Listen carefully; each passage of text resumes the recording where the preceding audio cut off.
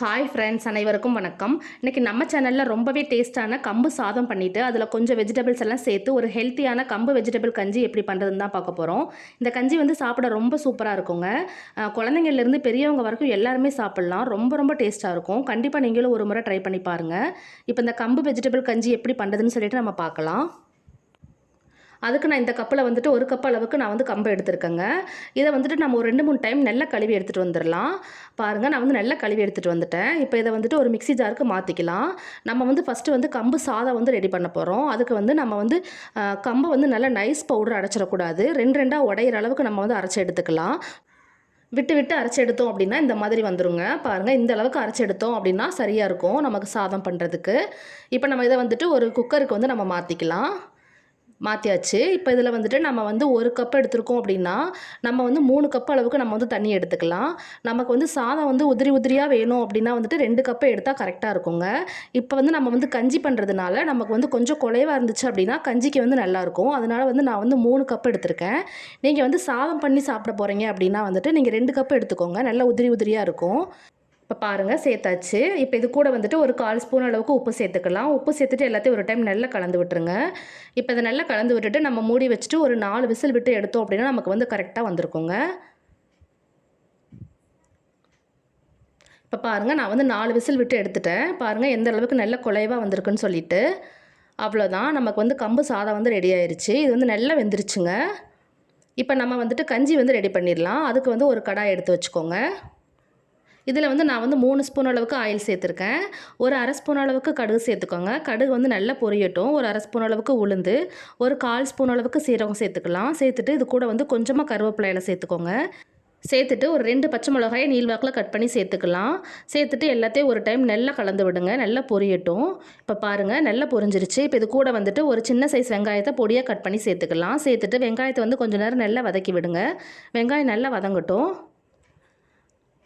பாருங்கள், நல்லா வதங்கிருச்சு. இப்போ இது கூட ஒரு கப் அளவுக்கு கேரட்டை பொடியாக கட் பண்ணி சேர்த்துக்கலாம்.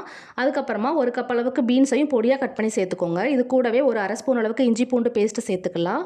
சேர்த்துட்டு எல்லாத்தையும் ஒரு டைம் நல்லா வதக்கி விடுங்க. கொஞ்சம் நேரம் அந்த காயெல்லாம் நல்லா வதங்கட்டும். இந்த கேரட் பீன்ஸை தவிர்த்துட்டு இதுக்கு பதிலாக நம்ம வேறு வெஜிடபிள்ஸ் கூட நம்ம சேர்த்துக்கலாம். அதுவுமே இந்த கஞ்சிக்கு நல்லதாக இருக்கும். இப்போ பாருங்கள், இது நல்லா வதங்கிருச்சு. இப்போ இது கூட நம்ம தண்ணி சேர்க்க போகிறோம். நான் இது கூட 1/2 லிட்டர் அளவுக்கு நான் தண்ணி சேர்த்துருக்கேங்க. தண்ணி நமக்கு அளவெல்லாம் கிடையாது. நம்ம கஞ்சி தான் பண்ண போகிறோம். நமக்கு திக்காக வேணும் அப்படின்னா கொஞ்சம் அளவாக சேர்த்துக்கோங்க. கொஞ்சம் தண்ணியாக வேணும் அப்படின்னா கொஞ்சம் ஜாஸ்தியாக சேர்த்துக்கோங்க. இது கூட ஒரு 1/4 ஸ்பூன் அளவுக்கு உப்பு சேர்த்துக்கோங்க. சேர்த்துட்டு எல்லாத்தையும் ஒரு டைம் நல்லா கலந்து விட்டுருங்க. கலந்து விட்டுட்டு ஒரு மூடி போட்டு மூடி வச்சிடலாம். இது ஒரு 2 நிமிஷத்துக்கு நல்லா வேகட்டும் காய் எல்லாமே அதுக்கப்புறமா நம்ம ஓப்பன் பண்ணி பார்க்கலாம் எப்படி இருக்குன்னு சொல்லிட்டு. இப்போ பாருங்கள், 2 நிமிஷம் ஆயிடுச்சுங்க. இப்போ நம்ம ஓப்பன் பண்ணி பார்க்கலாம். பாருங்கள், நல்லா கொதிச்சிட்ருக்கு. காயுமே நல்லா வெந்துருச்சு. இப்போ இது கூட நம்ம கம்பு சாதத்தை சேர்த்துக்கலாம். நான் 1 கப் அளவுக்கு நான் கம்பு சாதம் சேர்த்துருக்கேங்க. நீங்கள் கொஞ்சம் ஜாஸ்தியாக சேர்க்கணுன்னாலும் சேர்த்துக்கலாம். சேர்த்துட்டு எல்லாத்தையும் ஒரு டைம் நல்லா கலந்து விட்டுருங்க.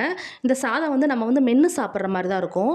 உங்களுக்கு நல்லா நைஸாக வேணும் அப்படின்னா கம்பு சாதம் பண்ணிவிட்டு அதை நல்லா ஆற வச்சுட்டு மிக்சியில் நல்லா நைஸாக அரைச்சிட்டு அதுக்கப்புறம் கூட நீங்கள் இந்த கஞ்சியில் சேர்த்துக்கலாம். அந்த மாதிரி சேர்க்கும்போது நமக்கு சாப்பிட்றதுக்கு நல்லா நைஸாக இருக்கும்.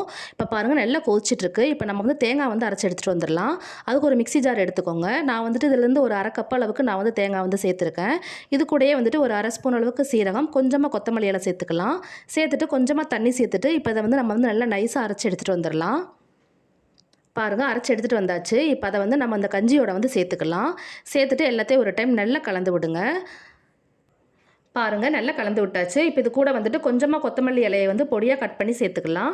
சேர்த்துட்டு எல்லாத்தையும் ஒரு டைம் நல்லா கலந்து விட்டுறலாம். அவ்வளோதான் ஃப்ரெண்ட்ஸ், இந்த கஞ்சி ரெடி ஆயிடுச்சு. பாருங்கள் எவ்வளோ ஈஸியாக பண்ணிட்டோன்னு சொல்லிட்டு. இந்த கஞ்சி ரொம்ப ரொம்ப உடம்புக்கு நல்லது. கண்டிப்பாக நீங்களும் ஒரு முறை ட்ரை பண்ணி பாருங்கள். ட்ரை பண்ணி பார்த்துட்டு எப்படி இருக்குன்னு சொல்லிட்டு கீழே கமெண்ட் செக்ஷனில் சொல்லுங்கள். இந்த வீடியோ உங்களுக்கு பிடிச்சிருந்துச்சு அப்படின்னா உங்கள் ஃப்ரெண்ட்ஸுக்கும் ஷேர் பண்ணிக்கோங்க. மறக்காமல் சப்ஸ்கிரைப் பட்டனை கிளிக் பண்ணிவிட்டு பக்கத்தில் இருக்கிற பெல் சிம்பளையும் கிளிக் பண்ணிக்கோங்க. அப்போ தான் நான் போடுற புதிய வீடியோக்கள் உடனே உங்களுக்கு நோட்டிஃபிகேஷனில் வரும். பாரம்பரிய உணவிற்கு மாறுவோம், உடல் ஆரோக்கியத்துடன் வாழ்வோம். Thank you friends.